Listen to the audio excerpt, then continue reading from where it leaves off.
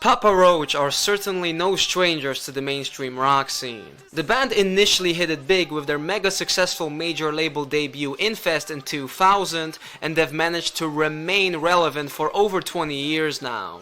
While many of their contemporaries of the 2000s nu metal era have since faded, these California rockers are still here and arguably better than ever. Whatever your opinion of Papa Roach might be, at this point there is no denying that they're here to stay. One of the band's key ingredients for their longevity has been their ability to evolve and experiment with their sound without ever straying too far away from what makes them Papa Roach. This development started taking shape on 2012's The Connection and has led to the group releasing some of their best ever material throughout the 2010s. Not being ones to ever remain content and stand still, the band kept tinkering more and more with every new record, leading to the outfit's 2019 album Who Do You Trust becoming Papa Roach's most experimental release to date. However, with that being said, it also felt like by that point the band perhaps were taking things a little too far, resulting in a record that overall lacked focus and instead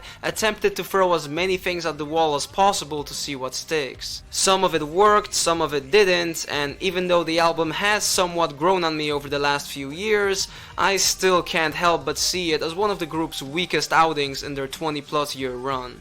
As a big Papa Roach fan personally, Who Do You Trust definitely left me with a bit of a sour taste in my mouth for these past 3 years. And I have been waiting for what the outfit had planned next with great anticipation. And ever since the release of the single Kill the Noise last September, that anticipation has been replaced by excitement. Fast forward another few months to now, in April 2022, the band has just put out their 11th studio album Ego Trip. In the lead up to the album's release, frontman Jacoby Shaddix spoke in very high praise of the record in interviews. Now, it's nothing unusual to see musicians claiming that their upcoming release is their best work yet, but when Shaddix went as far as literally claiming that Ego Trip was the closest the band has ever gotten to putting together an album worthy of a Grammy, it definitely caught my attention. Additionally, Shaddix also spoke of the significance of the record's creation behind the scenes, with Ego Trip being put together by all the band members as they lived together in one house during the pandemic. A recording process which the singer described as music happening 24/7,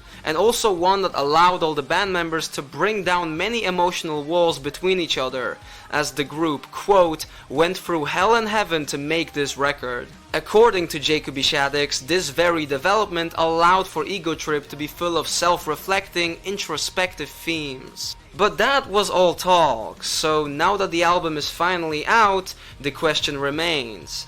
Does it mark a return to form for Papa Roach, or is this a trip you'd rather miss out on?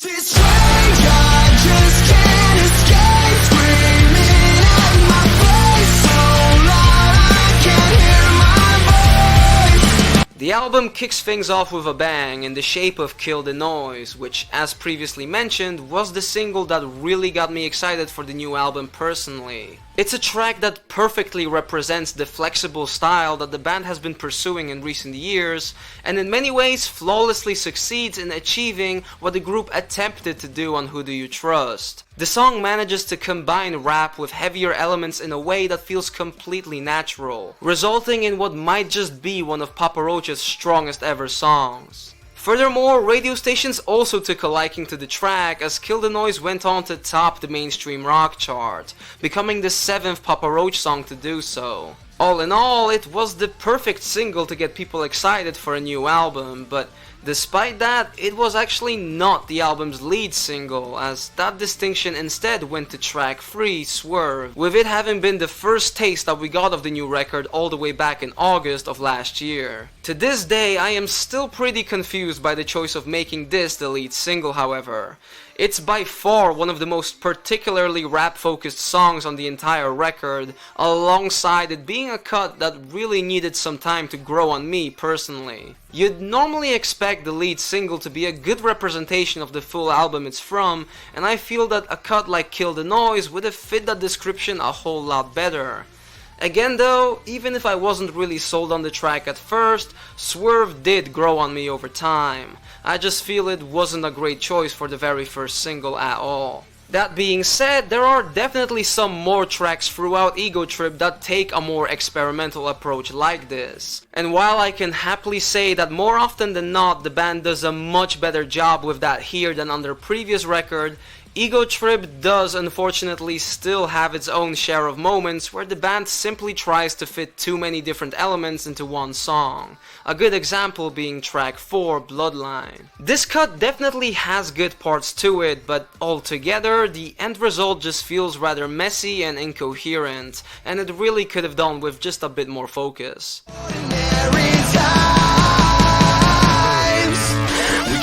Go outside, the house is on fire and everybody's trying to protect the bloodline.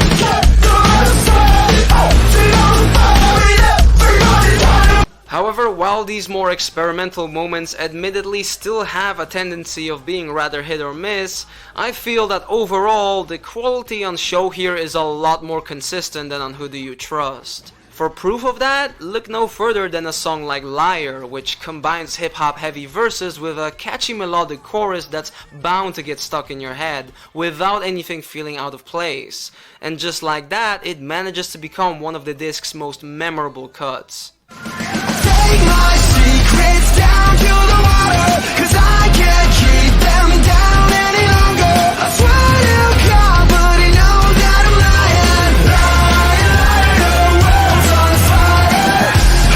I will admit that due to its varied sound, the album does at times struggle with maintaining a smooth momentum when listening to it front to back, but that doesn't take away from the fact that when Ego Trip shines, it shines bright.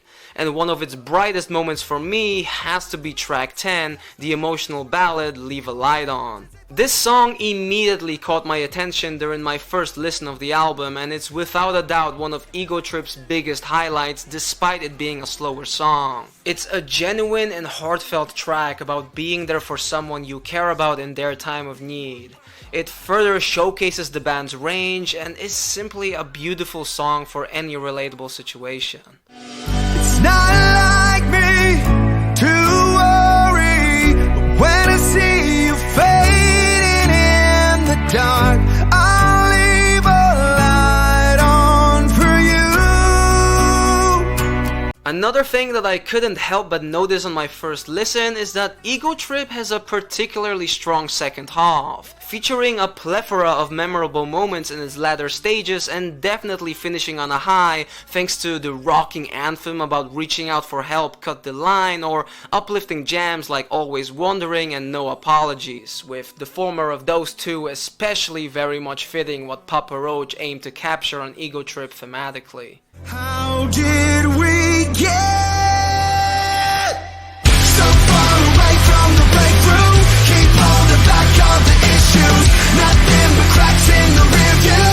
We're always wondering. In the end, I feel that Ego Trip's album art describes the record pretty well, as overall it sure feels like a roller coaster. It mixes together a variety of sounds, and as most of the album's songs don't clock in at much longer than around 3 minutes or even less, it rapidly moves from track to track, meaning that even if any particular cut isn't quite your cup of tea, it doesn't take long until you get to the next meal on the menu, and there certainly is something for everyone here, whether you're looking for some of Papa Roach's heaviest moments in recent years, or some of their more experimental ventures. All in all, 20 years removed from Infest, Papa Roach are still evolving and doing anything but playing it safe. And even if they don't hit the mark every single time, there is definitely more than enough to Ego Trip's 43 or so minute runtime to warrant checking it out.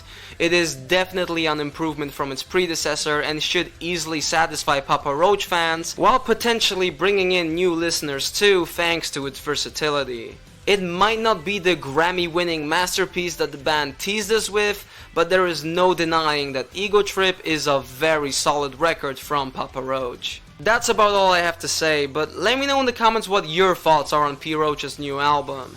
As always, I love to hear your opinions. For now though, I hope you enjoyed, leave a like if you did. My name is F.A.D, and I'm gonna see you guys in my next video. Bye.